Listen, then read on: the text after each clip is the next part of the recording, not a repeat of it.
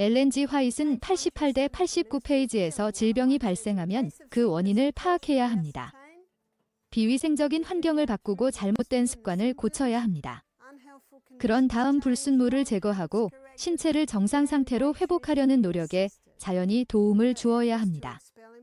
그리고 물요법이 어떻게 중요한 역할을 할 수 있는지 알 수 있습니까?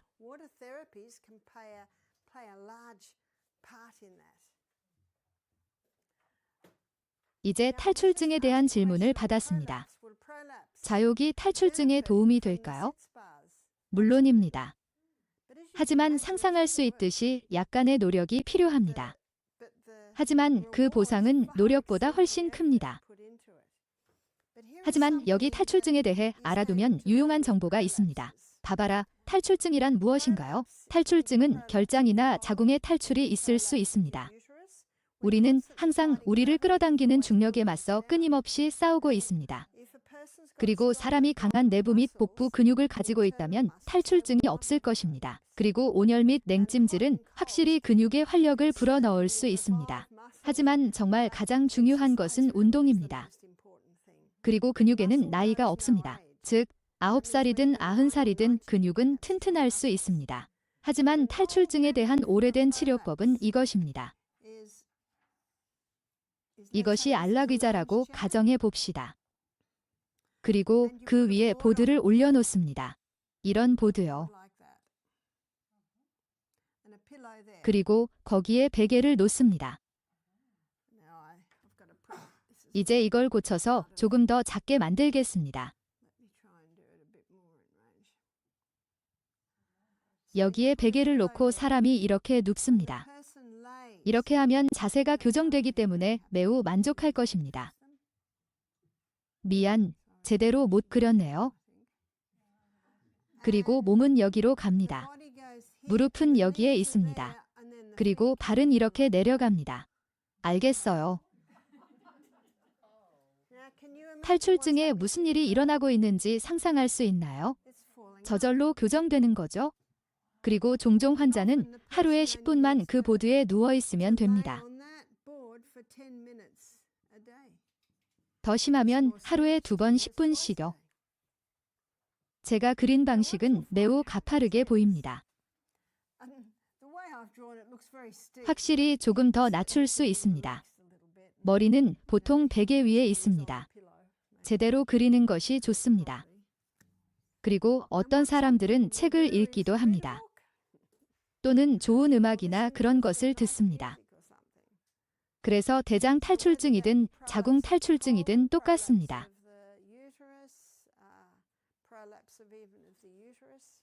다음 주에 사람들을 위한 프로그램을 할 거라고 말씀드린 거 기억하시죠?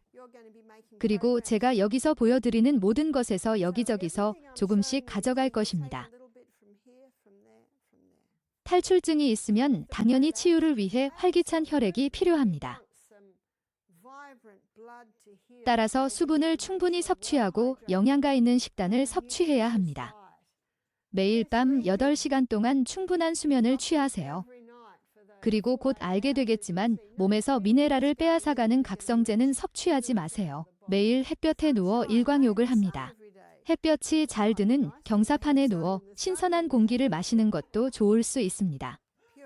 하지만 밖에 누워서 복부를 햇볕에 노출하는 것만으로도 도움이 됩니다. 햇빛에 대해 공부할 때 보게 될 것처럼 피부가 어두울수록 더 많은 햇빛을 받을 수 있습니다. 물론 결과에 대해 흥분한다면 하루에 3번도 할 수 있습니다. 과용할 수는 없지만 누구도 10분 이상 그렇게 누워있고 싶지 않다고 생각합니다. 그리고 또 하나, 제게 자비를 베풀어 주세요. 저는 그림을 잘 그리지 못하거든요. 이것이 당신의 침대라고 가정해 봅시다. 그리고 매일 밤 신에게 기도하는 동안 이 자세를 취한다고 가정해 봅시다.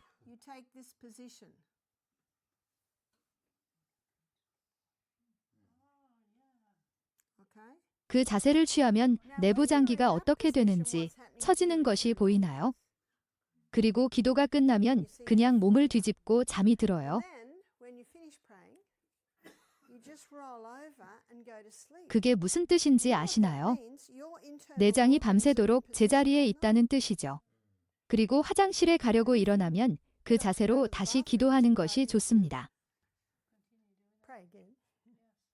내부 장기가 제자리에 있는지 확인하기 위해 5분 정도만 그 자세를 유지한 다음 누워서 잠을 자면 됩니다.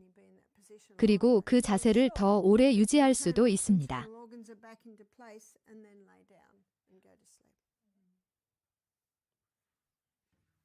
따라서 탈출증에 대해 할 수 있는 매우 간단한 방법이 있습니다. 그리고 약간의 시간만 투자하면 됩니다. 한 여성이 이에 대해 증언했습니다. 그녀의 탈출증은 보통 약 1시간 후에 다시 떨어졌다고 가정해 봅시다.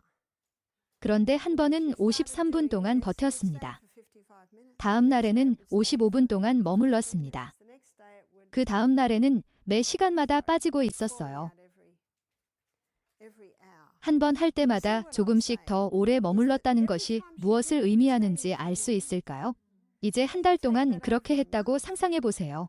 한 달 동안 매일 몇 분씩 점점 더 오래 머무르는 거죠. 그게 작동하는 방식입니다. 그리고 이미 세상을 떠난 2명의 할머니가 그렇게 해서 탈출증을 치료했다고 말했습니다. 요즘은 수술을 하고 그물망을 넣는 것이 옵션이기 때문입니다. 그리고 그물망으로 인해 피해를 입은 사람들의 증언이 많이 있습니다. 발열은 어떤가요? 열에 대해 3가지를 기억해야 합니다. 첫째, 열은 우리의 친구입니다. 누가 열이 나도록 몸을 만들었나요? 하나님이 만드셨죠. 열은 신체의 자연스러운 반응입니다. 따라서 열은 여러분의 친구이며 목적이 있다는 것을 기억하세요. 목적이 있습니다. 그 목적은 무엇일까요? 몸이 뜨거워지면 백혈구가 2배의 속도로 생성된다는 사실을 알고 계셨나요? 혈액순환이 훨씬 더 빠른 속도로 몸을 통과합니다. 그게 무슨 뜻일까요? 더 많은 산소, 더 많은 영양소, 더 많은 물을 신체에 공급할 수 있습니다. 더 많은 노폐물이 제거됩니다. 2번째. 그리고 강렬한 열은 신체에 일부 해로운 미생물을 죽이는 능력이 있습니다. 물은 불을 끕니다.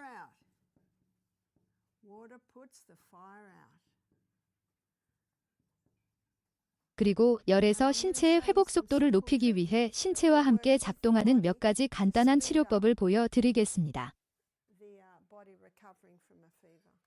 3번째, 모든 쓰레기가 태워지면 불이 꺼집니다.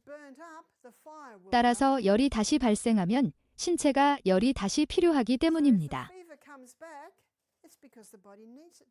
7일 동안 매일 열이 나면 어떻게 하나요? 글쎄요, 아직 할 일이 남아 있습니다. 그래서 그 일이 끝나면 불은 꺼질 것입니다.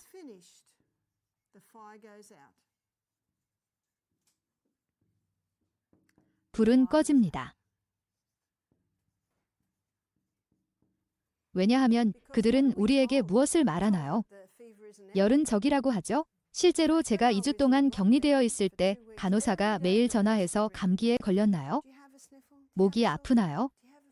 열이 나나요? 저는 아니요, 아니요, 아니요, 아니요라고 대답했죠. 그리고 만약 감기에 걸렸다면 절대 말하지 않았을 것 같아요. 거짓말은 신에게 가증스러운 일이니까요.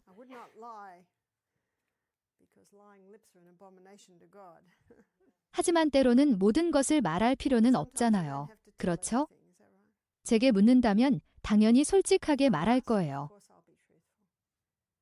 그래서 물은 불을 끕니다. 수분을 충분히 섭취하는 것이 절대적으로 중요합니다. 열이 나면 땀을 더 많이 흘리기 때문에 수분이 더 많이 손실되기 때문입니다. 그리고 땀은 짠맛이 나기 때문에 또 무엇이 필요할까요? 켈트 소금입니다. 가끔 교회에서 아이들에게 사탕을 주는 할머니들이 있는데 제가 어떻게 하는지 아세요? 소금을 주죠. 저는 보통 작은 용기에 소금을 가득 담아 가지고 다니죠. 손주들이 제 가방으로 가서 소금을 가져가죠. 그리고 아이들이 소금을 먹자마자 뭘 하는지 아세요? 물을 마셔요. 가끔 저는 손주들에게 물 반 컵을 마시면 소금을 조금 먹고 나머지는 마셔도 된다고 말하곤 합니다. 오늘 아침에 정원에 물 주셨어요. 네, 할머니, 정원에 물을 줬어요라고 물으면 손주들이 대답합니다. 손자 중 절반은 저를 할머니라고 부르고 나머지 절반은 나나라고 부릅니다. 이것이 바로 열병이 하는 일이며 그것을 이해하는 것이 중요합니다. 실제로 매일 오후 미스티 마운틴 건강 휴양지에서 우리는 열을 자극합니다. 한증막 사우나에서 열을 자극하는 것이 바로 그런 일입니다. 열은 유럽 전역에서 수천 년 동안 질병 퇴치를 위해 사용되어 왔습니다.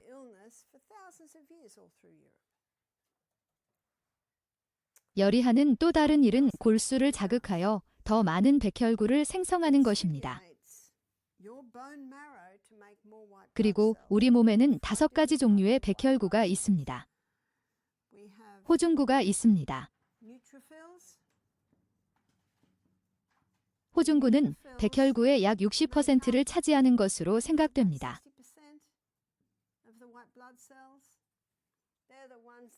병원균을 둘러싸고 과산화수소, 과산화수소로 병원균을 죽이는 역할을 합니다. 그리고 그들은 기본적으로 생명을 포기합니다. 그리고 그것이 배출되는 것입니다. 죽은 백혈구, 즉 우리를 위해 목숨을 포기한 호중구가 모두 배출됩니다. 그리고 단핵구가 있습니다. 그리고 백혈구가 있습니다. 아니, 림프구. 미안해요. 백혈구는 모든 백혈구의 이름입니다. 제 말은 림프구입니다. 림프구는 림프계에서 생성되는 백혈구입니다. 림프계는 조직에서 노폐물을 제거하는데 이에 대해서는 다음 주 후반에 더 자세히 살펴보겠습니다. 그리고 림프구가 조직 찌꺼기를 제거하면 림프구가 있는 림프절로 돌아갑니다. 하지만 혈액 속에는 림프구도 떠돌아다니고 있습니다. 림프구는 정찰대 역할을 하며 항상 문제를 찾고 있습니다. 호중구에게 이 사람 손가락에 문제가 생겼어. 이 사람 폐에 문제가 생겼어라고 알려주면 호중구는 해당 부위로 더 많은 세포를 끌어모으는 역할을 합니다. 그리고 호염기구는 다른 백혈구입니다.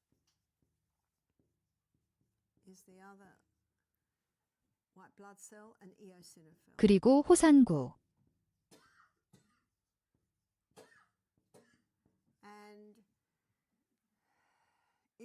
호산구는 약 2%를 차지합니다. 호염기구는 약 3%를 차지합니다.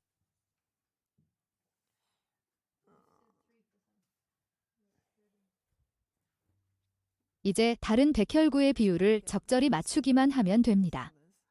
그리고 간접적으로 할 수 있다고 생각합니다. 그래서 제 생각에는 이것이 15%를 나타내면 이것은 20% 맞죠? 제 계산이 맞나요? 이 방에 수학자가 있나요? 글쎄요. 그게 대략 우리 몸의 백혈구 양이고 그것이 우리 몸의 내부 군대라는 것을 기억하세요. 면역 체계에 대해 많이 들어봤죠? 감기에 걸리거나 몸에 문제가 생기면 백혈구가 더 많아집니다. 누군가가 감기에 걸렸으니 면역력이 떨어진 거야 라고 말한다면 그건 잘못된 생각입니다. 그런 것이 아니라 반대로 면역력이 높기 때문에 감기에 걸리는 것입니다. 사람들은 이런 말을 하지만 그 의미를 제대로 이해하지 못합니다. 열이 나면 백혈구가 증가하여 몸에서 일어나는 모든 일에 맞서 싸우는 데 도움이 됩니다. 우리 몸은 스스로 치유하도록 설계되어 있으며 놀라운 면역 체계를 가지고 있습니다. 하지만 때때로 호산구가 너무 높아질 수 있습니다. 그리고 호산구는 히스타민을 운반하는 역할을 합니다.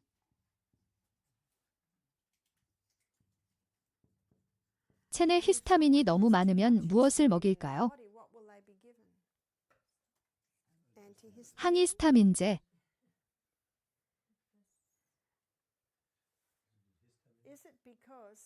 죄송하지만 여기에 데이가 있어야 하죠. 이러한 증가는 알레르기로 인한 것입니다. 히스타민 수치가 높아지는 것은 알레르기에 대한 면역 체계의 반응입니다.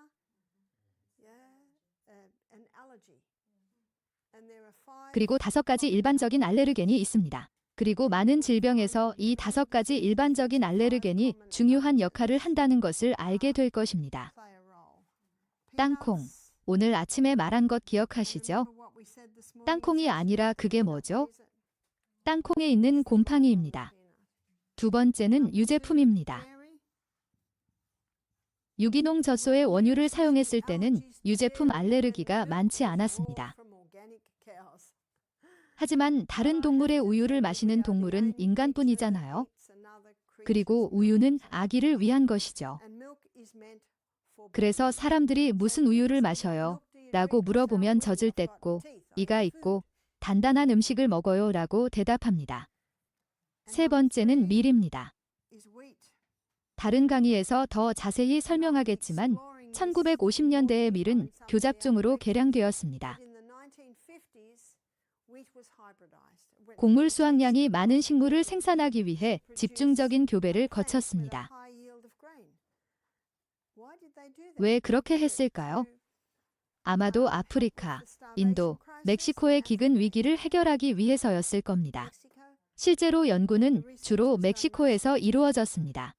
곡물 수확량이 많은 밀을 처음 생산했을 때 수확하기도 전에 수확량이 너무 많아 줄기가 부러졌습니다.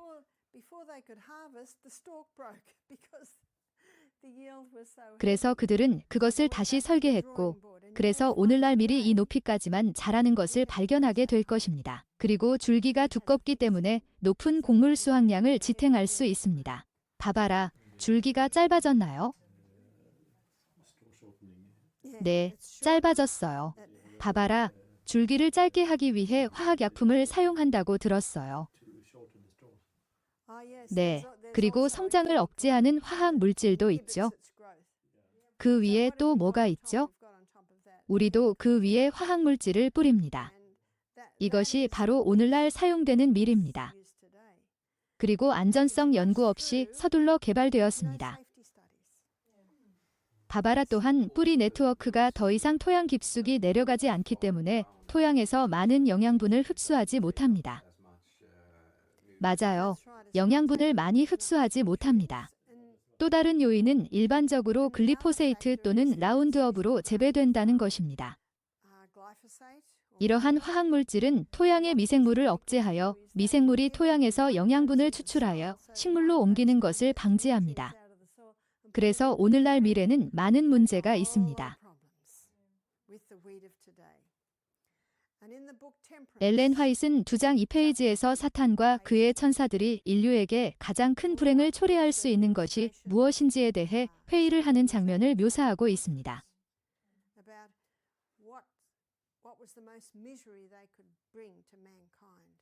그리고 사탄은 직접 계획을 세웠습니다.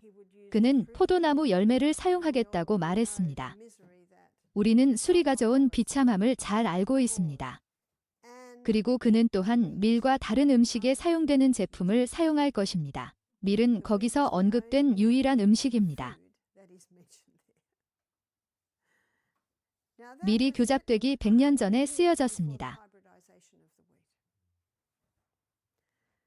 일반적으로 신이 창조한 밀은 단백질이나 글루텐 구조가 매우 섬세하고 연약했습니다. 그래서 소화가 매우 잘 되죠.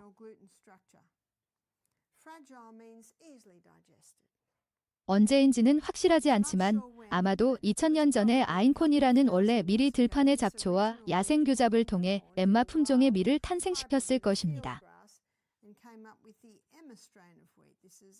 이제 그렇게 연약하지 않다는 것을 알 수 있을까요? 그리고 그 에머는 밀을 집중적으로 교배한 밀이고 그 결과 하이브리드 밀이 탄생했습니다. 그리고 하이브리드 밀의 글루텐 구조는 엄청나게 복잡합니다. 거의 무쇠위장이라야만 분해할 수 있는데 무쇠위장은 많지 않아요. 그리고 계속 먹으면 곧 더 이상 강하지 않을 것입니다. 이제 그 밀가루를 배양에 긴 사워도우로 만들면 그 과정에서 곡물의 단백질이나 글루텐이 분해되어 덜 복잡해집니다.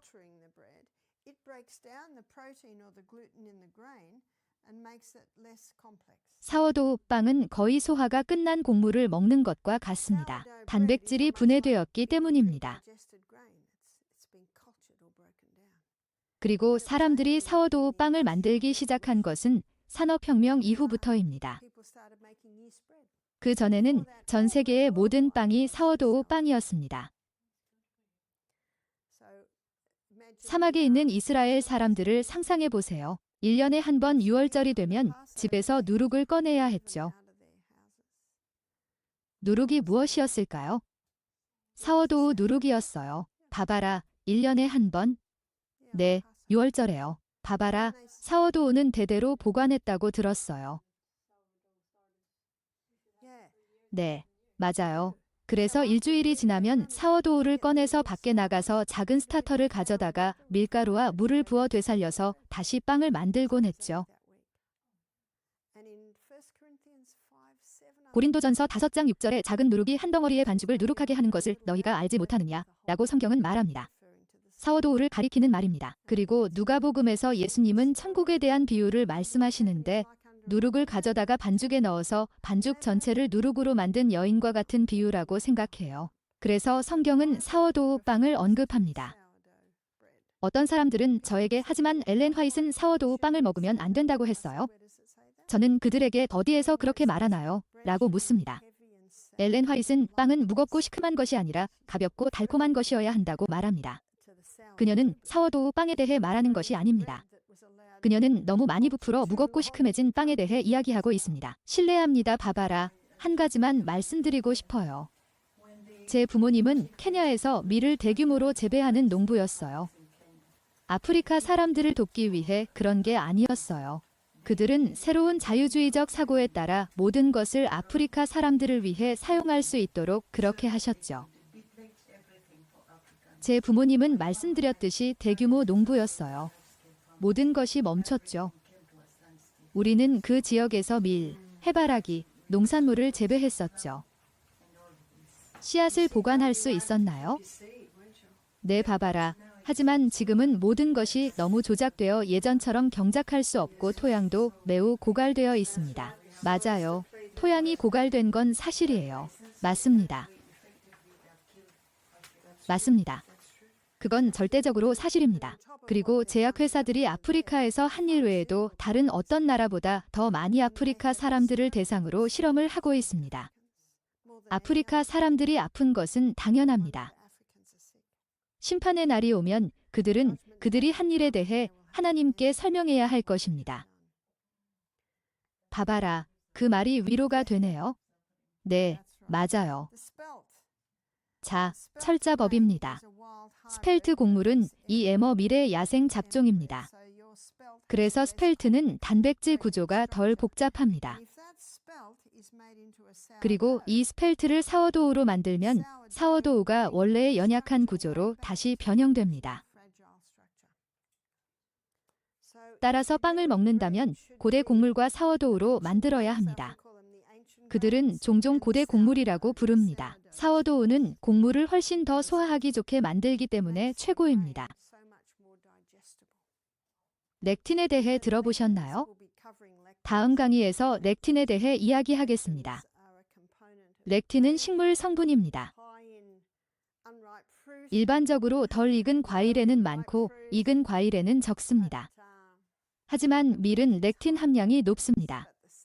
그러나 사워도우 공정은 렉틴을 죽입니다. 그래서 그것을 섭취하는 가장 좋은 방법입니다. 봐봐라, 이 실험을 해보셨는지 모르겠네요. 나는 빵을 만들 때 반죽에 밀가루를 언급하고 있는데 우리는 통밀가루로 시도했지만 흰 밀가루보다 훨씬 더 어렵습니다. 그리고 신뢰합니다. 밀에 대해 이야기할 때 설명해 주실 것입니다. 글쎄요. 또 다른 측면은 밀가루 자체와 관련이 있으며 밀린 공정에 따라 많이 달라집니다. 통밀을 아주 가늘고 가벼운 밀가루로 갈 수 있지만 종종 구입하는 통밀은 미세하게 분쇄되지 않은 경우가 많습니다. 그래서 조금 더 어렵습니다. 하지만 저는 화이트 스펠트와 통밀 스펠트를 5kg씩 사서 보통 둘 다 만들어서 빵을 만드는데 좋은 반죽을 만듭니다.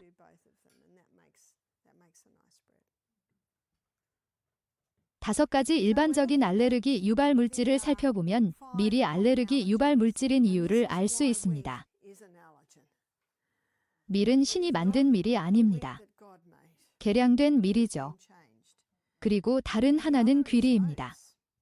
귀리 플레이크는 렉틴이 많이 함유된 또 다른 식품입니다. 렉틴이 혈액에 들어가면 염증 과정을 증가시킵니다. 전통적으로 귀리를 즐겨 먹는 스코틀랜드 사람들은 귀리 플레이크를 이틀 동안 불려서 먹곤 했습니다. 불림 과정에서 약간의 발효가 시작되어 소화가 훨씬 쉬워졌기 때문입니다. 또 다른 흔한 알레르기 유발 물질은 정제 설탕인데 이는 독성 물질이기 때문입니다.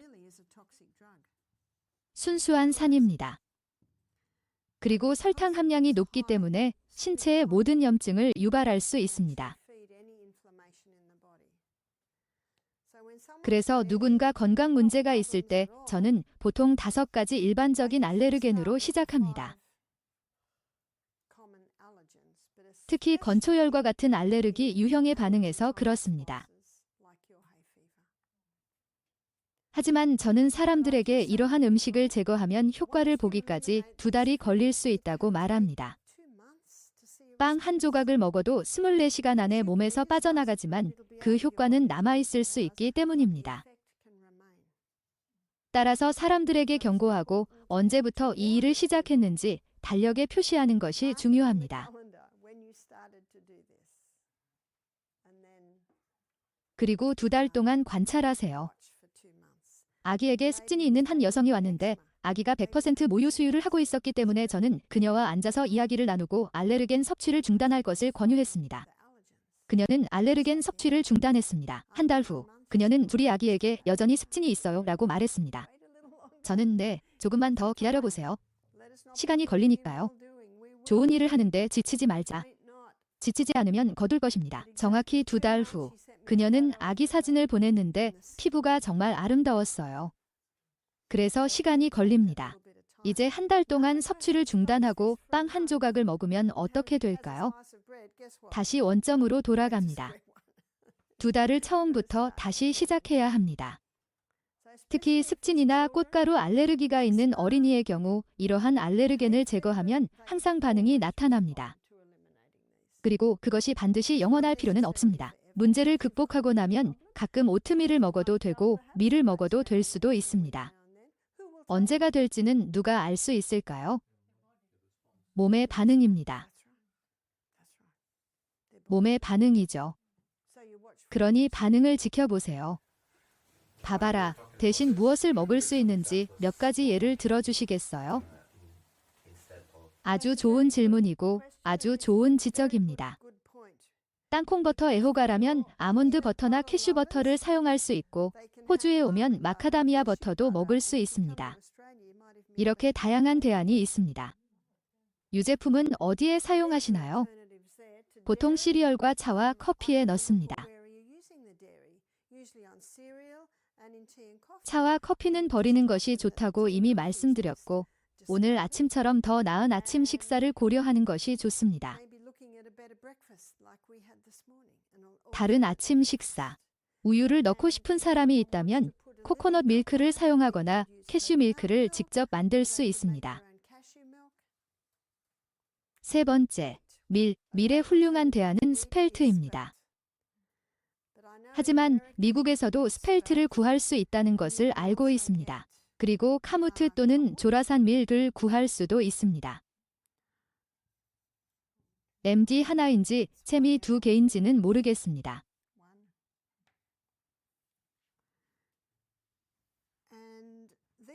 그리고 이것들은 모두 원래 밀의 야생 잡종입니다. 그리고 아인콘도요. 그게 오리지널 밀입니다. 미국에서는 일부 지역에서 구할 수 있다는 것을 알고 있습니다. 그리고 에머 밀도요. 마을에서 에머 사워도우 빵을 파는 독일 빵집을 찾았는데 정말 맛있어요. 아주 맛있어요.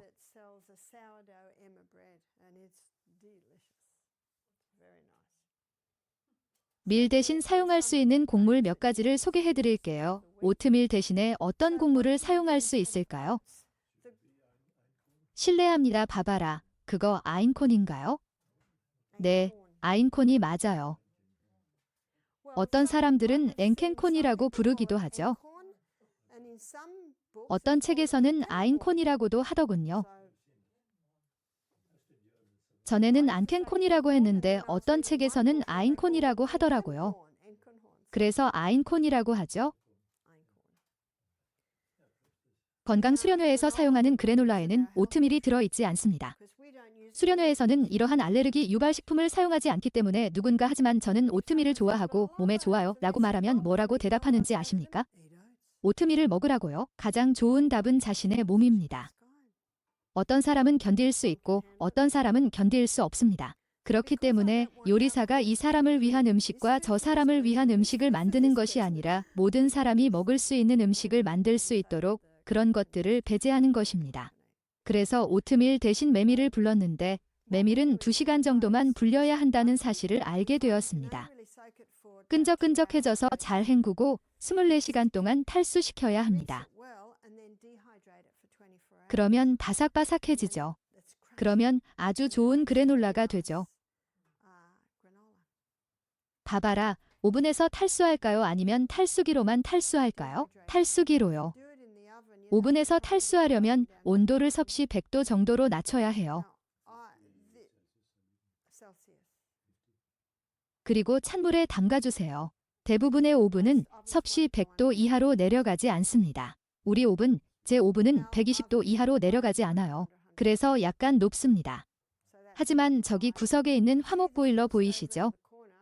열대우림에서 12년 동안 살았을 때 제 부엌이었어요. 그리고 아래층 히터에서 제대로 탈수될 수 있었죠. 그래서 오븐에서 하려면 불을 아주 낮게 해야 해요. 또한 퓨레를 번갈아 가며 만들고 싶다면 기장 퓨레를 만들 수 있습니다. 기장은 맛있는 퓨레를 만듭니다. 그리고 기장은 렉틴이 전혀 들어있지 않은 곡물입니다. 그러나 이상적으로는 껍질을 벗긴 기장을 구입하는 것이 좋습니다. 그리고 기장 한 컵에 약 3컵의 물이 필요하다는 것을 알고 계시죠? 그렇죠, 캐스퍼.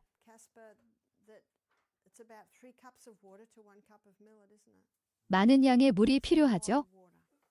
그리고 물을 충분히 넣지 않으면 너무 건조해져요. 그리고 퓨레 오트밀처럼 부드러워야 하죠.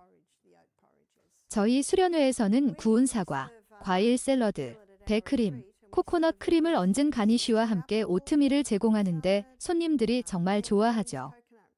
수련회에서 제공하는 음식은 게스트들이 집에 돌아가서 어떻게 먹을지, 어떤 대체 음식을 먹을 수 있는지 알려주는 역할을 한다는 점을 잊지 마세요.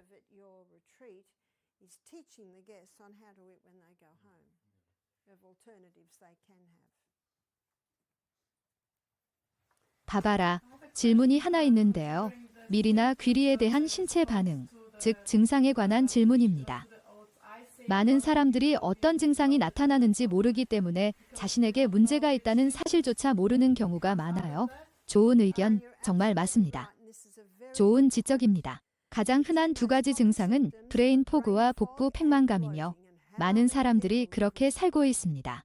그리고 악마는 어디에서 우리를 공격하고 싶어 할까요? 우리가 하나님과 소통하는 곳입니다. 저는 항상 사람들에게 도전을 주라고 말하는데 이것은 건강 손님에게 줄 좋은 도전입니다. 그들은 방금 이 음식 없이 일주일을 함께 보냈습니다. 그래서 그들은 같은 방식으로 5주를 더 해야 합니다.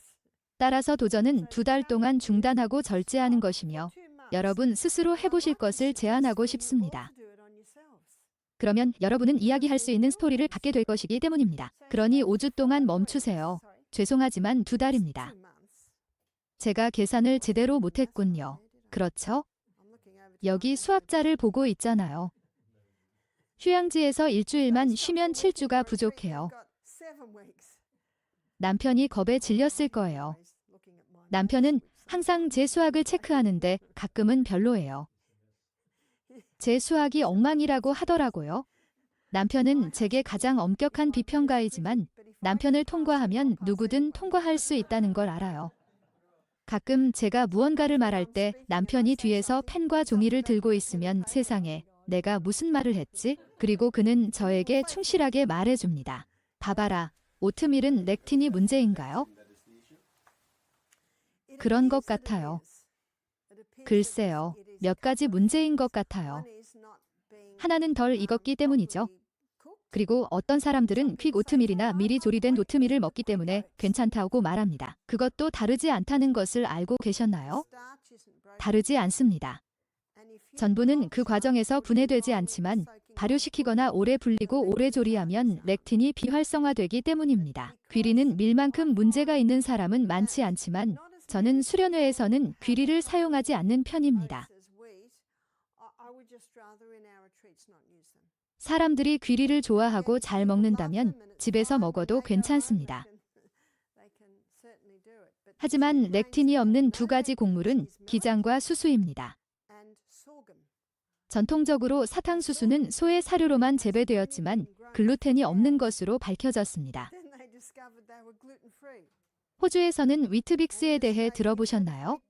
호주에서는 제7이란 식일의 수제림교 회사인 세너토리엄 헬스 푸드 컴퍼니가 위트빅스로 유명합니다. 이 회사는 글루텐이 없는 위트빅스를 만들며 사탕수수로 만듭니다.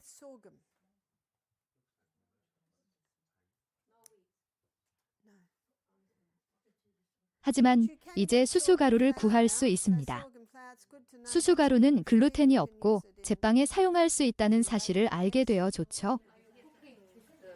봐봐라, 기장은 얼마나 오래 익혀야 하나요? 수수는 보통 최소 50분 정도면 익어요.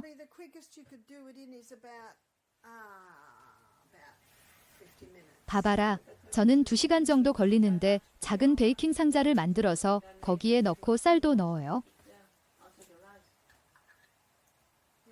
그렇게 오래 요리하시나요?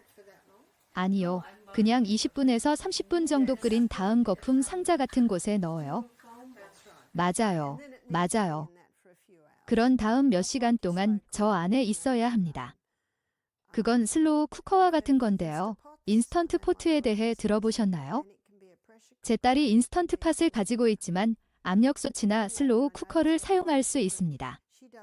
하지만 제가 아는 자녀가 많은 한 여성은 슬로우 쿠커에서 하룻밤 동안 기장을 만든 다음 씻고 헹구고 콩을 넣고 끓인 다음 다시 헹구고 삶은 콩과 모든 채소를 거기에 넣으면 그게 점심 식사입니다. 그녀는 슬로우 쿠커를 계속 사용하고 있다고 말했습니다. 이 알레르겐 영역에서 가장 흔한 5가지가 있습니다. 따라서 누군가 알레르기가 있다면 곰팡이에 대한 알레르기일 수도 있고 화학물질에 대한 알레르기일 수도 있으며 특정 음식에 대한 알레르기일 수도 있습니다. 그리고 이것이 가장 흔한 음식 알레르겐입니다. 봐봐라, 앞서 이야기했듯이 업계에서 밀에 대해 무언가를 해왔다는 것을 알고 있지만 귀리에 대해 업계에서 무언가를 해본 적이 있나요? 제가 아는 한은 없지만 전통적으로 귀리는 조리 시간이 길었지만 요즘은 사람들이 많이 조리하지 않습니다. 봐봐라, 엘렌 화이시 겨울 동안 과일을 보존할 때 설탕을 조금만 사용하면 보존할 수 있다는 글을 썼을 때 언급했던 설탕에 대해 궁금해요.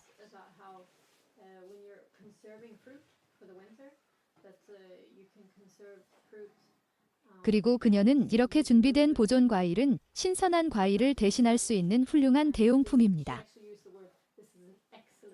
저는 과일 농장에 살기 때문에 과일을 많이 보존하고 있기 때문에 이것에 대해 많이 생각하고 괜찮을지 궁금합니다. 제가 과일 통조림을 만들 때 사용하거나 사용했던 감미료는 팜슈가였습니다. 팜슈가나 코코넛 슈가에 대해 들어보셨나요? 지금은 슈퍼마켓에서 포장지에 담겨 파는 것으로 알고 있는데 야자꽃의 꿀을 결정화한 것이죠. 그래서 설탕처럼 정제되지 않았고 화학 물질이 들어있지 않아요. 호주에서는 사탕수수를 재배하기 위해 많은 화학 물질을 사용하는 것으로 알고 있습니다. 하지만 라파두라 설탕은 단순히 사탕수수 주스를 탈수한 유기농 사탕수수 설탕입니다. 물론 그것도 약간 정제된 설탕이긴 하지만요. 봐봐라, 꿀은 어때요? 네, 꿀이 좋죠. 꿀은 좋지만 순수한 꿀이 필요합니다. 암 투병 중이거나 효모 질환이 있는 경우, 체중 감량을 시도하는 경우, 당뇨병 환자에게는 꿀을 권하지 않습니다.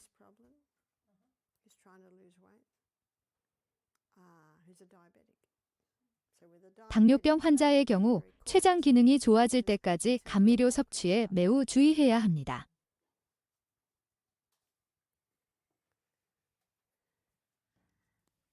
사람들의 히스타민 수치가 높은 이유 중 하나는 알레르기로 인해 호산구 수치가 높기 때문입니다.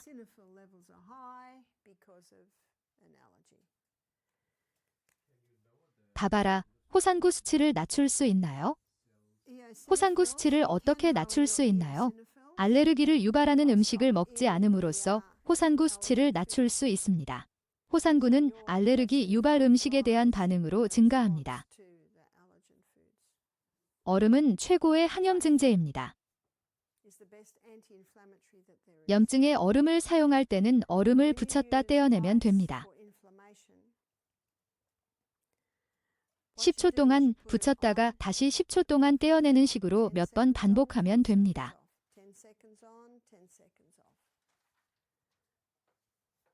특히 발목을 심하게 삐었을 때는 얼음 찜질을 하는 것이 좋습니다. 제 딸은 11살 때 발목을 심하게 삐었어요. 그리고 그녀는 얼음을 견딜 수 없었습니다. 그래서 1분간 뜨겁게 하고 1분간 차갑게 하고 1분간 차갑게 하고 1분간 뜨겁게 하고 1분간 차갑게 했더니 견딜 수 있었어요. 그러니 사람들과 함께 일하고 있다는 사실을 기억하세요. 가끔 열을 측정하지 않느냐, 온도계로 정확한 열을 측정하지 않느냐는 질문을 받습니다. 글쎄요. 사람마다 견딜 수 있는 열의 정도가 다르기 때문에 다양한 경우를 발견합니다. 예를 들어 손은 엉덩이보다 더 많은 열을 견딜 수 있습니다. 항상 낮은 열부터 시작해야 합니다. 그리고 더 뜨겁다고 말하는 사람이 있다면 더 뜨겁게 만들면 됩니다. 몸이 행복한 곳에서 시작하는 것이 좋습니다. 그리고 얼음 후에는 조금 더 열을 가할 수 있습니다. 그리고 얼음은 최고의 가려움증 방지제입니다. 몇 년 전 엘라베마에 갔을 때 제가 머물던 숲속을 걷곤 했어요. 숲을 지나 보건소까지 걸어갔어요. 그런데 며칠이 지나자 다리에 여기 가렵고 저기 가렵고 6군데가 가렵기 시작했어요. 그래서 무슨 일이에요? 라고 물었죠. 그러자 그들은 치거스라고 말하더군요. 저는 저한테도 치거가 있어요 라고 대답했죠. 저는 치거에 대해 들어본 적이 없었어요. 피부에 붙어 가렵게 만드는 작은 진드기라고 하더군요. 그리고 3주 동안 가려울 거라고 하더군요. 그래서 저는 긁지 않기로 결심했어요. 가려운 곳을 긁으면 바로 더 심해지거든요. 긁으면 피부가 약간 손상될 뿐만 아니라 긁으면 그 부위에 피가 더 많이 나기 때문입니다. 그리고 그 부위에 피가 더 많이 나면 가려움증에 더 많은 열이 발생하여 가려움증이 더 심해집니다. 그래서 어떻게 해야 할까요? 얼음 찜질을 하면 됩니다. 그래서 제가 한 일은 하루에 3번만 하면 됐고 때로는 10분이 걸릴 때도 있었어요. 얼음을 대면 아프고 얼음을 대면 아프고 얼음을 대면 아파요. 극심한 통증이 오면 그냥 통증이 사라지죠. 그리고 다시 돌아가고 다시 돌아가고 다시 돌아가고 다시 돌아갑니다. 얼리는데 10분 정도 걸리는데 붙였다가 떼고 붙였다가 떼고 붙였다가 떼기를 반복하죠. 그래서 5번의 침찔림을 반복해서 진행했습니다. 그리고 나서 일단 얼린 후에는 더 이상 가려움증이나 가려움증이 전혀 없었습니다. 그런 상태가 너댓 시간 정도 지속되는 경우가 많았어요. 그리고 아침 산책을 할 때면 걸으면 혈액이 증가하기 때문에 얼마나 가렵던지 피가 많아지면 열도 올라가고 정말 가려웠어요. 그래서 집으로 달려가 얼음을 가져와서 얼리고 얼리고 얼리고 얼리고 얼리고 얼리고 얼리고 얼리고 얼리고 얼리고 얼리고 얼렸습니다. 한 번도 긁지 않았어요. 그리고 밤에 잠자리에 들기 직전에 다시 얼려서 밤새도록 계속했습니다. 5일 만에 완전히 사라졌지만 아무도 믿을 수 없었습니다. 그들은 그런 것을 본 적이 없었으니까요. 긁은 적이 없으니까요. 따라서 습진이 있는 사람은 습진이 사라지는데 8주가 걸릴 수 있습니다. 그렇다면 그동안에는 무엇을 할 수 있을까요? 얼음찜질을 하세요. 얼음찜질을 한다고 해서 가려움증이 영원히 멈추지는 않지만 몇 시간 동안 가려움증을 멈출 수는 있습니다. 몇 시간. 얼음이 피를 멀리하기 때문에 그것이 얼음의 아름다움 중 하나입니다. 우리는 온열 동물입니다. 피는 얼음이 있는 곳으로 가고 싶어 하지 않죠? 그래서 그 부위를 얼려야 합니다. 그리고 얼음은 그 부위를 마비시킬 수 있습니다. 따라서 통증이 있는 경우에도 해당 부위를 얼릴 수 있습니다. 하지만 붙였다 떼고, 붙였다 떼고, 붙였다 떼는 것을 잊지 마세요. 그렇게 해야 하는 이유는 다음과 같습니다. 약 10초간의 얼음찜질에 대한 반응은 극심한 통증입니다. 이제 몸은 무엇을 말하나요? 잠시 쉬었다가 다시 착용했다가 벗으라고 말합니다. 따라서 지퍼백에 얼음 조각을 넣는 것도 쉬운 방법입니다. 그러면 사방에 물이 묻지 않습니다. 또는 작은 수건이나 천에 얼음 덩어리를 넣어서 사용할 수도 있습니다. 헤르페스 환자들을 치료하면서 제가 발견한 것은 헤르페스 바이러스는 한번 몸 안에 들어오면 영원히 남아있다는 것입니다.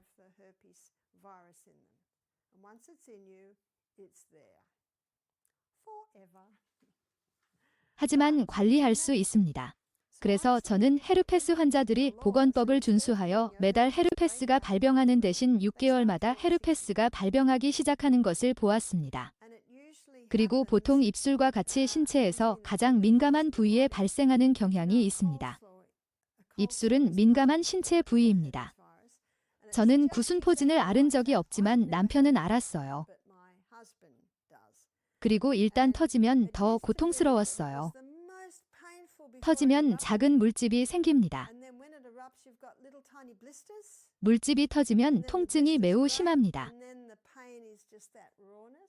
조금이라도 불편함을 느끼면 바로 얼음찜질을 하면 물집이 생기는 것을 막을 수 있어요. 봐봐라, 입에 얼음을 넣어요. 네, 입에 넣으라고 했죠. 얼음이 헤르페스 발병을 막을 수 있다는 것이 경이롭지 않나요? 저와 함께 일하는 한 여성은 은밀한 부위에 헤르페스가 생겼어요. 얼마나 불편한가요? 남편의 첫 번째 부인이 정직하지 않아서 남편에게 전염시켰어요. 그리고 남편과 결혼했을 때 그녀도 걸렸어요. 그리고 그녀는 결혼할 때 처녀였기 때문에 화가 났어요. 그녀는 나는 잘못한 게 없다고 했어요. 저는 당신 남편도 마찬가지예요.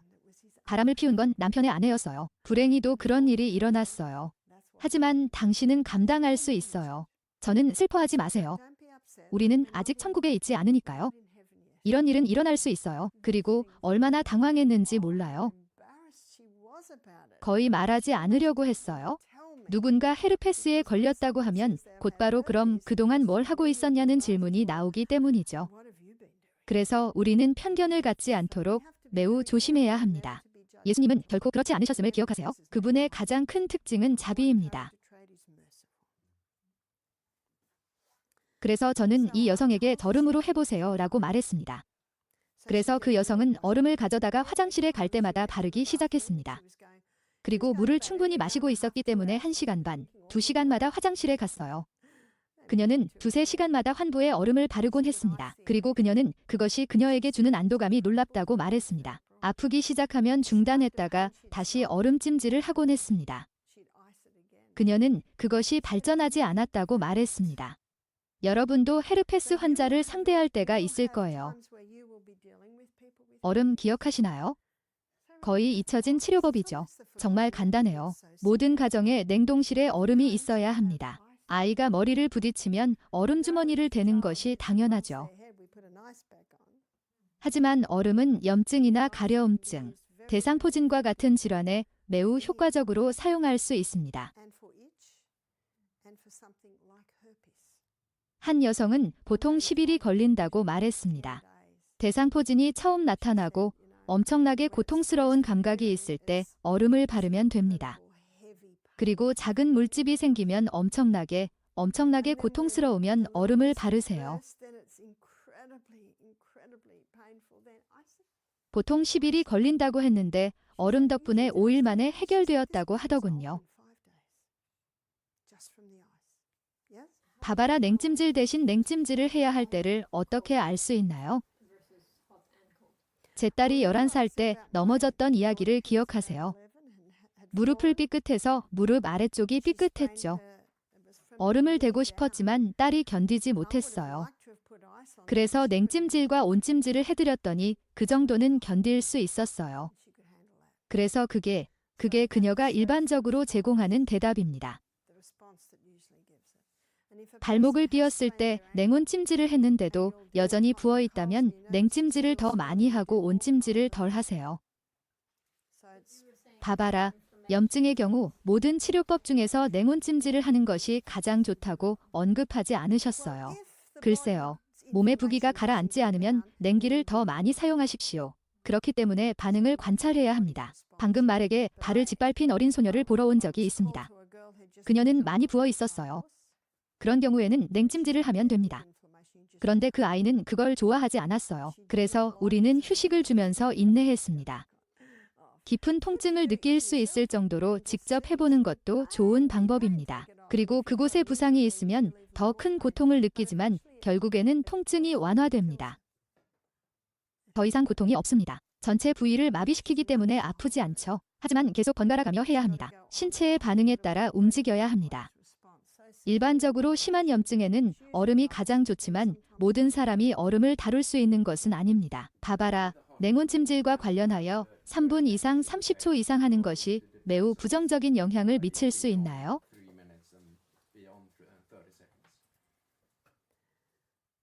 글쎄요. 그것은 모두 해당 부위를 압박해야 하는지 여부에 달려 있습니다. 염증이 많이 쌓인 경우에는 더 많은 염증을 원하지 않으므로 해당 부위를 압박해야 합니다. 다시 말하지만 신체의 반응이 여러분을 안내할 것입니다. 그것이 여러분에게 알려줄 것입니다. 바바라, 더위와 추위 대비를 하는 것이 어떤 사람에게 해로울 수 있나요? 모든 사람과 모든 질환에 해당되나요? 좋은 질문이네요. 제 생각에는 아주 어린 아이들과 노인들은 조심해야 합니다. 하지만 특히 조심해야 하는 경우는 발에 감각이 없는 사람들입니다.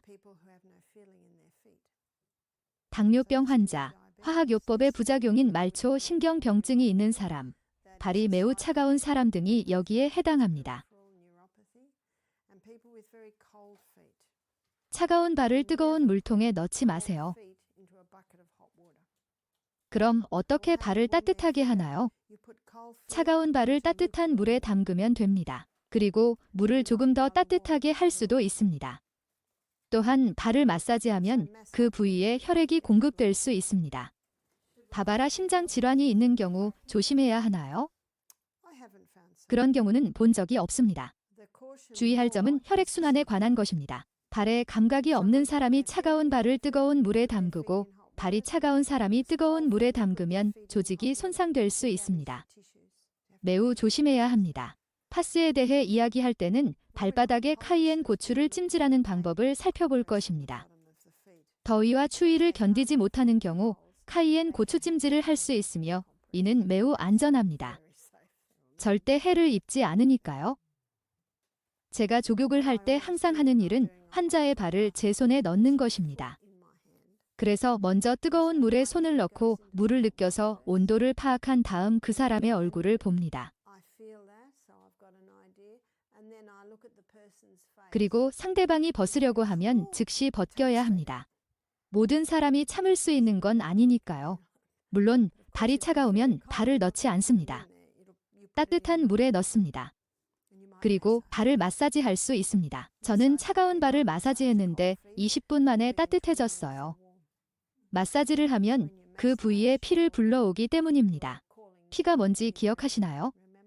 피는 생명입니다. 피는 치료사입니다. 완벽한 건강에는 완벽한 순환이 필요합니다.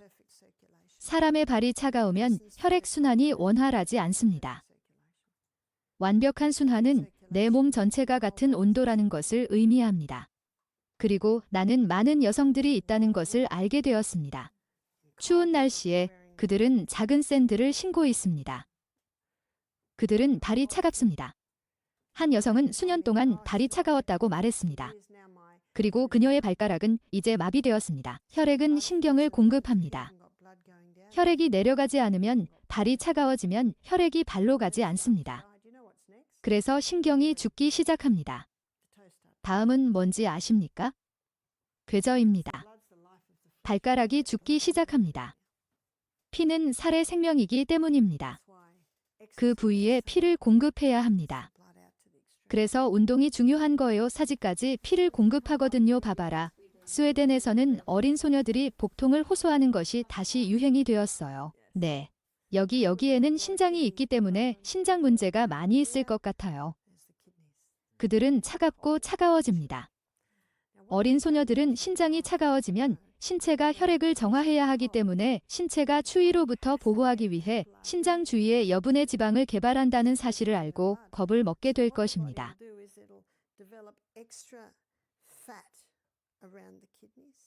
그리고 소녀들은 지방을 원하지 않습니다. 두꺼운 허리. 그들은 날씬한 허리를 원합니다. 얇은 허리를 원한다면 허리를 매우 따뜻하게 유지해야 합니다. 신장이 따뜻해야 하니까요. 저번에 제가 대답하지 않은 게 있습니다. 오늘 아침에는 언급하지 않았고 끝까지 따르지 않았습니다. 제가 칠판에 재미라고 썼던 거 기억나요?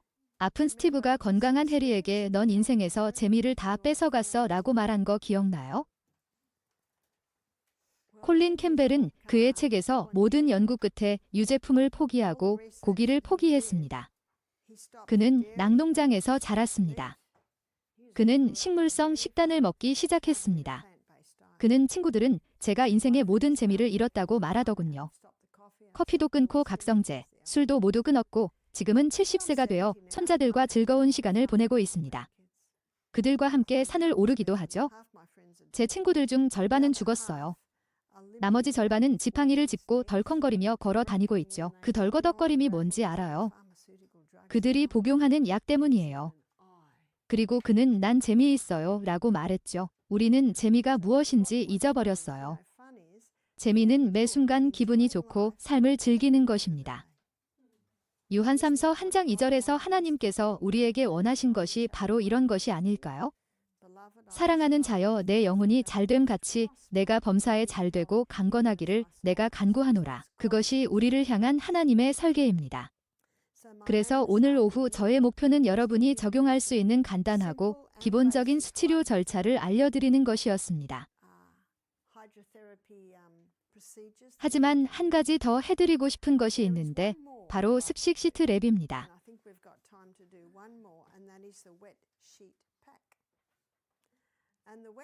습식 시트 랩은 젖은 시트로 몸을 감싸는 것입니다. 이렇게 테이블이 있다고 가정해 보겠습니다. 그 아래에 접힌 담요를 깔고요. 그런 다음 샤워 커튼이나 비슷한 것을 씌웁니다. 그리고 모직 담요를 깔고요. 그리고 젖은 시트를 짜서 그 위에 올려놓는 거죠. 그리고 그 위에 사람을 올려놓습니다. 그 위에 사람을 올려놓으면 다리는 벌리고 팔은 공중에 올려놓습니다. 그리고 시트의 한쪽, 예를 들어 오른쪽이 팔과 다리 사이로 들어가게 합니다. 그리고 팔은 매우 불편하기 때문에 빨리 내려놓습니다. 그런 다음 왼쪽이 팔과 다리 위로 넘어갑니다. 그런 다음 담요를 재빨리 그 주위에 씌웁니다. 담요가 몸을 감싸자마자 몸이 젖은 시트를 따뜻하게 하기 시작합니다. 지금 당장 속옷만 입고 차갑고 젖은 시트 위에 누워 있으라고 한다면 상상할 수 있을까요? 그렇다면 도대체 왜 그런 일을 하려고 할까요? 젖은 시트를 사용하는 이유는 3가지가 있습니다. 가장 큰 이유는 열 때문입니다. 물이 불을 끈다고 했던 말 기억하시나요? 이것이 열을 내리는 가장 효과적인 방법입니다. 열이 나는 문제는 신체가 열을 충분히 빨리 제거하지 못하는 경우입니다. 따라서 차갑고 젖은 시트로 몸을 감쌀 때 불편함은 매우 짧을 것이라는 점을 명심하세요. 모직 담요가 젖은 시트를 감싸자마자 온도가 상승하기 시작하기 때문에 빨리 하는 이유입니다. 때로는 손을 거기에 내려놓으면 10분 이내에 시트가 따뜻해집니다. 열은 어디에서 오나요? 몸에서 나옵니다. 몸에서 열을 끌어당기는 거죠. 때로는 20분 동안 젖은 랩에 있는 것만으로도 체온이 약간 내려갈 수 있습니다. 그래서 환자는 조금 더 편안함을 느낍니다. 열을 낮추는 가장 효과적인 방법입니다. 봐봐라, 열을 빨리 내리면 안 된다고 들었어요.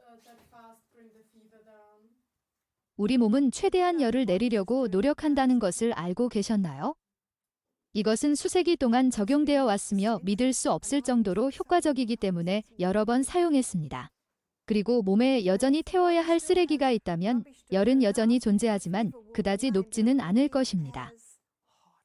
열을 없애는 것이 목적이 아니라 환자가 더 편안하게 느끼도록 하는 것이 목적이죠. 며칠 동안 코로나19에 걸렸고 열이 났다고 말씀드렸잖아요. 열에 대해 어떤 조치도 취할 필요가 없었습니다. 엄청나게 불편할 정도까지는 가지 않았으니까요. 그리고 누군가가 정말 불편해지면 몸을 꿈틀거리기 시작한다는 것을 알잖아요. 너무 더워서요. 저는 체온을 재지 않고 그냥 손을 대고 있어요. 그리고는 너무 덥다. 물수건으로 감싸는 게 낫겠다고 말하죠. 봐봐라. 건강한 삶을 사는 사람은 건강하지 못한 삶을 사는 사람만큼 열을 잘 느끼지 못한다고 생각해요. 그들은 우리보다 열을 훨씬 더 많이 느끼는 것 같아요. 하지만 제가 발견한 것은 건강하게 사는 사람도 20년 전에는 그렇게 살지 않았을 수 있다는 것입니다. 그리고 몸은 가능한 한 쓰레기를 배출합니다. 그래서 저는 환자가 매우 불편한 경우에만 습식 랩을 사용합니다. 열을 내리는 또 다른 방법은 단순히 따뜻한 목욕을 하는 것입니다. 뜨겁지도 차갑지도 않게요. 그냥 따뜻한 목욕만 하면 됩니다. 열이 있는 사람이 목욕에서 나올 때 목욕에 들어간 물은 들어갈 때보다 더 따뜻합니다. 다시 말해, 물이 몸에서 열을 제거한 것입니다. 그리고 종종 열을 충분히 낮추어 편안하게 만들 수 있습니다. 하지만 열을 조금 낮추기 위해 할 수 있는 가장 간단한 방법은 환자의 발을 뜨거운 물에 담그는 것입니다. 열이 나는 사람의 발은 보통 차갑습니다. 뜨거운 물에 발을 담그면 열이 발로 전달되어 체온이 내려갑니다. 그러면 머리가 시원해집니다. 아주 간단한 원리입니다. 봐봐라. 그럼 냉욕은 너무 과한 건가요? 네, 맞아요. 신체에 너무 큰 충격을 주기 때문에 싫어할 수 있습니다. 따뜻한 목욕을 하는 것이 더 좋습니다. 봐봐라. 젖은 시트랩은 어때요? 그게 가장 효과적인 방법이에요. 상상할 수 있듯이 손이 많이 가지만 효과적입니다. 그래서 열을 낮추기 위해 젖은 시트로 감싸는 거죠. 학생 여러분, 열을 내기 위해 습식 랩을 사용하나요? 왜 열을 내나요? 감기를 빨리 낫게 하려면 열을 만들어야 합니다. 그래서 열이 나면 젖은 물수건으로 감싸고 뜨거운 물병을 발에 올려놓습니다. 그리고 담요를 하나만 덮는 대신 담요를 3개를 덮을 수도 있습니다. 너무 무거우면 담요 2개와 이불 1개를 덮어주면 됩니다. 그리고 열이 날 수 있습니다. 체온이 40도가 되면 혈액순환이 400% 증가하기 때문입니다. 신진대사가 400% 증가합니다. 골수는 더 많은 혈액과 백혈구를 생산할 수 있습니다. 이것이 수세기 동안 열이 사용된 이유입니다. 실제로 열을 발생시키기 위해 매일 열 목욕을 하는 암치료법도 있습니다. 젖은 시트랩을 사용하는 세 번째 이유는 무엇인가요? 긴장을 풀기 위해서입니다. 스트레스를 많이 받는 사람이 있다면 젖은 시트랩으로 감싸주세요. 일반적으로 시트는 매우 빨리 뜨거워지기 때문에 축축한 온기가 긴장을 풀어줄 것입니다.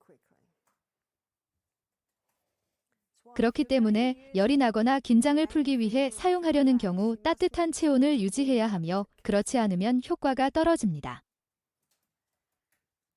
그리고 젖은 시트랩에서 잠이 드는 경우가 많은데 그 이유는 젖은 열기가 근육을 진정시키기 때문입니다.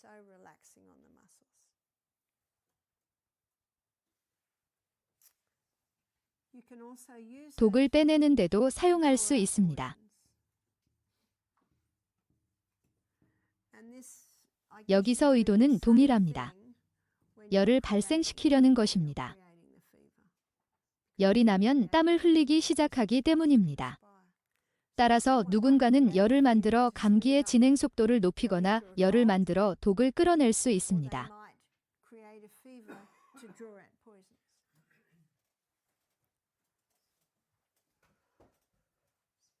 열이 나는 사람은 피부에서 수분을 많이 잃기 때문에 수분을 충분히 섭취하는 것이 중요합니다.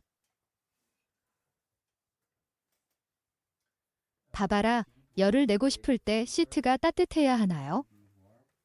글쎄요, 뜨거운 물로 해도 시트를 펼쳤을 때 사람이 그 위에 있으면 공기가 닿기 때문에 차가워집니다. 봐봐라, 발에 뜨거운 물병을 올려놓는 게 핵심인가요? 네, 맞아요. 그리고 조금 추울 때는 젖은 시트를 감싸기 전에 뜨거운 물로 샤워를 해서 몸을 따뜻하게 해줘야 합니다. 봐봐라, 열이 날 때도 차가운 시트를 사용한다고요? 네, 사실 모든 경우에 차가운 시트를 사용합니다. 다른 방법으로는 할 수 없죠. 짜서 침대 위에 올려놓으면 뜨겁더라도 이제 차가워져서 공기가 열을 식혀주니까요. 봐봐라, 온수 샤워는 언제 하나요? 몸이 마른 사람이 추위를 많이 타면 차가운 시트에서 몸이 따뜻해지기를 원하기 때문에 뜨거운 샤워를 할 것입니다. 봐봐라, 열이 나면 어떻게 하나요? 글쎄, 그들은 매우 따뜻하기 때문에 따뜻하게 할 필요가 없습니다. 하지만 열이 나는 경우에는 뜨거운 물병을 발바닥에 올려놓으면 따뜻해집니다.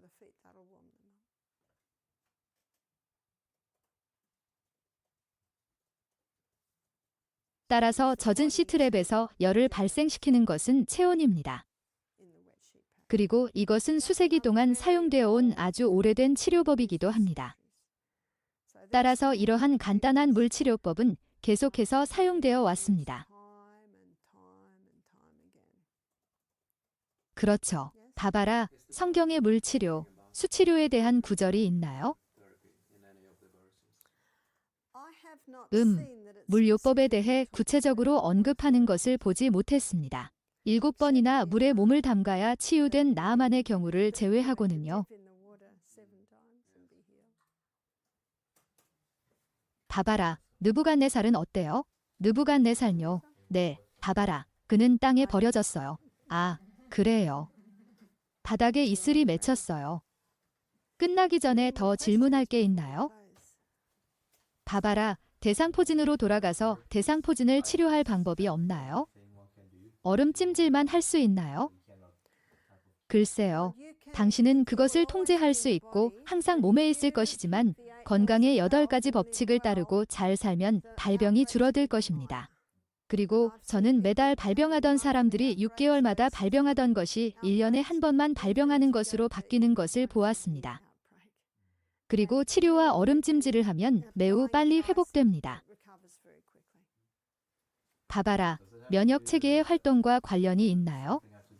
스트레스를 받거나 걱정을 하거나 다른 외부 요인이 있으면 면역 체계가 저하된다는 말이 있잖아요.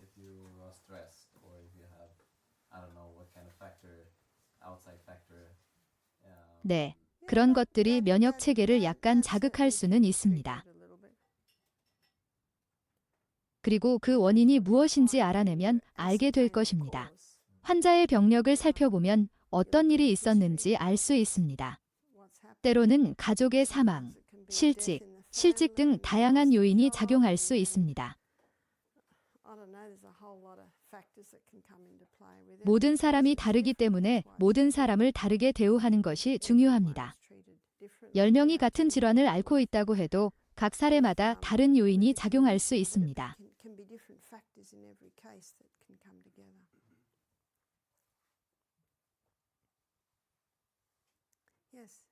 봐봐라. 앞서 면역 체계와 백혈구에 대해 이야기했는데 이번 코로나 사태로 인해 자주 언급되고 있는 사이토카인 폭풍은 어떤가요? 지금까지 이야기한 것과 비교했을 때 어떤 차이가 있나요? 사이토카인 폭풍은 실제로 염증 반응입니다. 그리고 모든 염증 반응에는 이유가 있습니다. 따라서 코로나로 사망하는 사람은 기존 질환이 있는 사람뿐이라는 사실도 밝혀졌습니다. 한 여성분이 저에게 하지만 우리 어머니는 겨우 50살이고 잘 드시고 병원에 입원해 계셔서 산소를 투여해야 했어요 라고 말했어요. 그래서 저는 어머니에 대해 조금만 말씀해 주세요. 어머니가 사는 집은 어떤가요? 라고 물었더니야 곰팡이가 핀 집이에요 라고 대답했습니다. 거기에 다른 요인이 있다는 것을 알 수 있을까요? 그리고 질병이 무엇인지 기억하세요. 코로나 바이러스는 건강의 법칙을 위반하여 발생하는 상태를 제거하려는 자연의 노력입니다. 그렇다면 이 여성은 무지에서 어떤 법을 위반했을까요? 그녀는 곰팡이가 핀 공기를 마시고 있었습니다. 그리고 제가 말했듯이 첫날 밤에는 때때로 몸에 독을 누출하는 나쁜 치아일 수 있다고 생각합니다. 여러 가지 요인이 작용할 수 있으므로 더 깊이 파고 들어야 합니다. 성경은 마음의 풍성함에서 입으로 말을 한다고 말합니다. 그러니 그 말에 주의를 기울이세요. 저는 종종 그분의 말씀이 특정 영역에 대한 암시를 줄 수 있기 때문에 그분의 말씀을 정확히 접곤합니다. 또한 어떤 분야를 탐구할지 지혜와 지침을 주실 수 있는 성령님도 계십니다.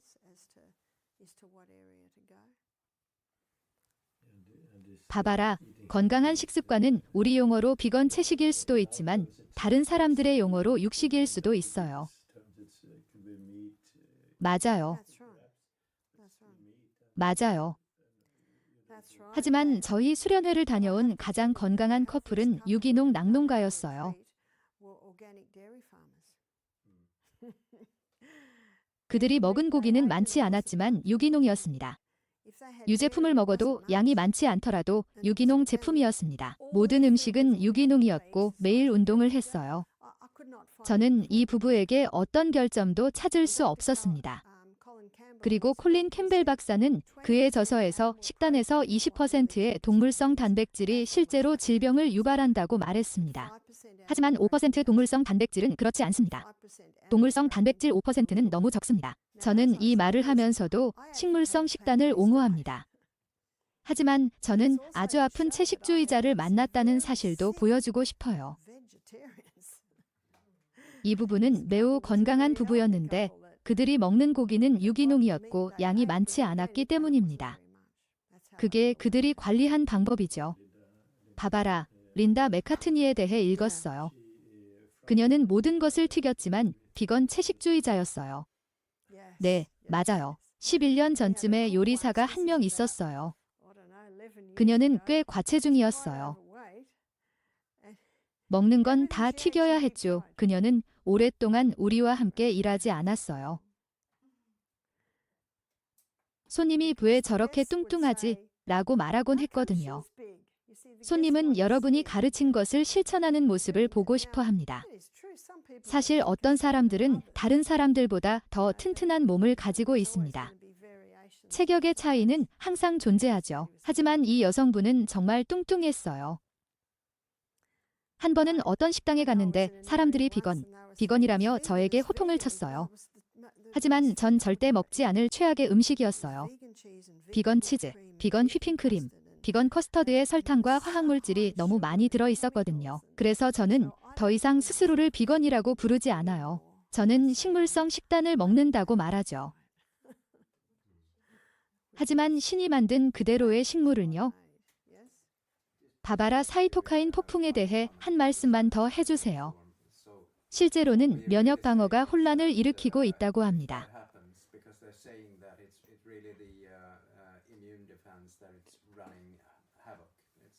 그러나 그것이 혼란을 일으키는 데에는 이유가 있을 것입니다. 네, 야만적입니다. 그게 제가 말하고자 하는 것입니다. 우리가 정말로 말하는 것은 몸의 상태가 너무 나빠서 면역 체계가 반응해야 한다는 것입니다. 맞습니다. 사이토카인 폭풍을 일으키는 것은 코로나 바이러스가 아닙니다. 다른 많은 것들이 원인이 될 수 있습니다. 곰팡이가 있는 집에 살았던 이 여성처럼요. 이렇게 건강한 여성이 어떻게 병에 걸릴 수 있을까요? 그리고 그 이유를 알게 되었죠. 원인을 조사하고 발견하는 것은 항상 흥미롭습니다.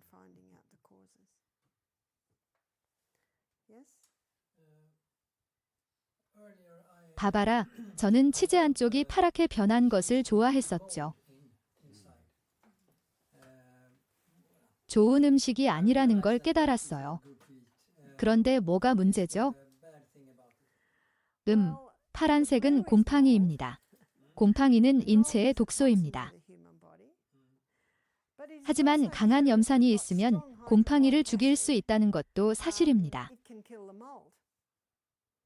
제 책자가 치유를 디자인하라에는 귀장의 비밀, 염산이라는 장이 있습니다. 대부분의 사람들은 염산이 우리 면역 체계의 일부라는 사실을 깨닫지 못합니다. 음식에 좋지 않은 물질이 들어왔을 때 염산이 이를 제거할 수 있기 때문입니다. 하지만 완전히 제거되지 않고 혈류로 들어가면 여러 가지 문제를 일으킬 수 있습니다. 그래서 저는 다른 음식을 먹어보라고 조언합니다. 저도 입맛이 변한다는 것을 알고 있습니다. 제 입맛도 변했어요. 시간이 지나면서 입맛이 변하면 더 단순한 것을 즐기게 되죠. 음식은 맛있어야 하는 건 맞아요.